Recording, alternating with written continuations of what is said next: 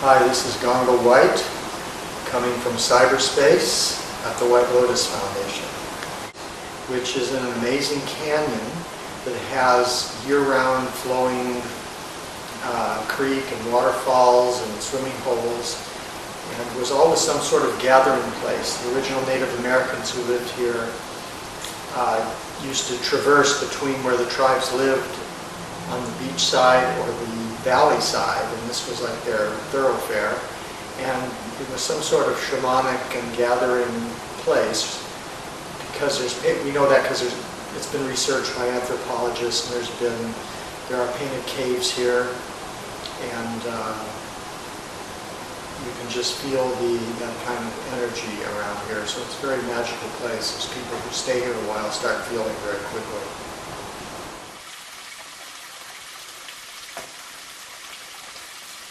Yes, it's always been my intention to have a residential retreat, because I went on several of them when I was learning, and I lived in ashrams in America and in India, and I just saw how powerful it was to be in total immersion, and to, even if it's for a weekend or a week long or a month, to just be out of your normal patterns and responsibilities, and to be totally focused on transformation in yoga. We have a very broad definition of yoga, which you could say transformation, the art of living, self-discovery. So, yoga usually refers to asana practice, which is a big part of what we do, but we're really more interested in consciousness, awakening, transformation, and not simply or only physical practice. So in that regard, we've had many kinds of events here. Anything furthering the development of the total human being, which is our mission statement, and anything expanding human potential.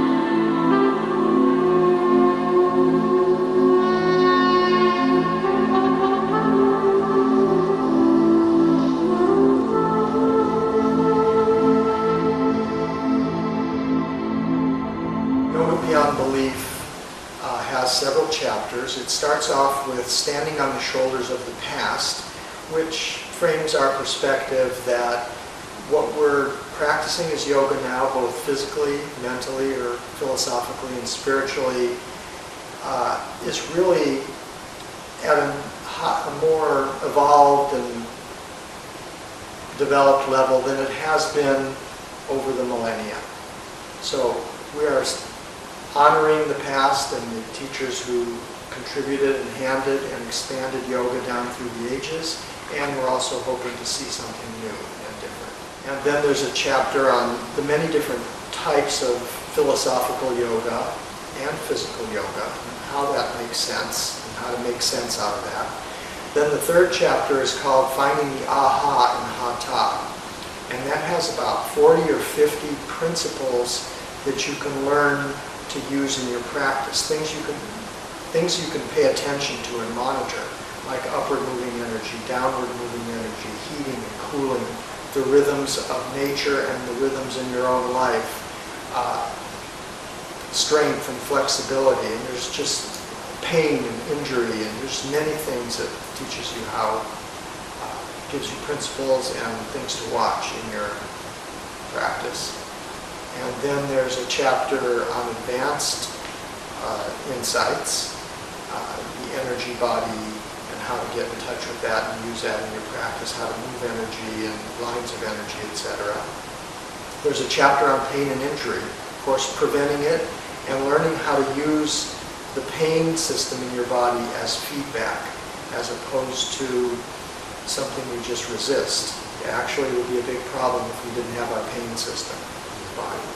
So pain and feedback, and then there's a chapter on meditation and how your whole life is really your meditation, not just what you do sitting in the lotus position. And the final chapter is on enlightenment spirituality and the miraculous, and the mystery, which I can't really give away the end because we say there is no end. As opposed to many traditional views seeing enlightenment as an end state you attain, we see it as a constant ongoing process of awakening at different levels.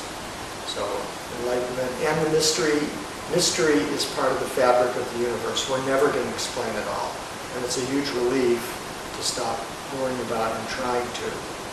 So enlightenment and mystery, meditation, and the miraculous. We teach a lot of trainings and workshops and teachers who are always asking to have it written down so they could, keep it and study it, etc. And I, just personal reasons, I just wanted to try and have a holistic vision of modern, evolutionary yoga in print. Really, to be a good teacher, you have to be a good practitioner and know how to use the yoga for yourself. That's the first step. So that's how I wrote it.